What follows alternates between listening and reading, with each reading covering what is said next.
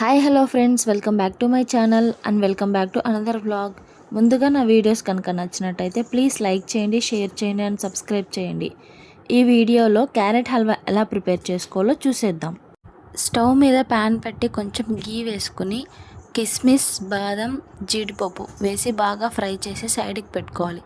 అదే ప్యాన్లో కొంచెం గీ వేసుకుని తురుముకున్న క్యారెట్ వేసుకొని బాగా ఫ్రై చేయాలి.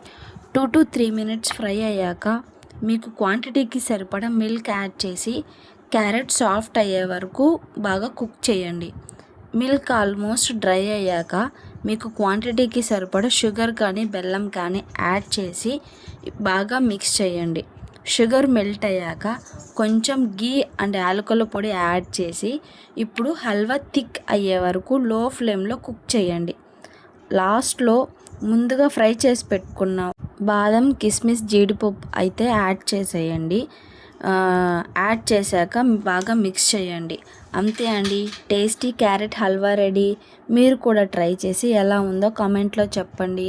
Thank you for watching this video కనుక నచ్చినట్టయితే ప్లీజ్ లైక్ చేయండి, షేర్ చేయండి అండ్ సబ్స్క్రైబ్ చేయడం మాత్రం మర్చిపోకండి.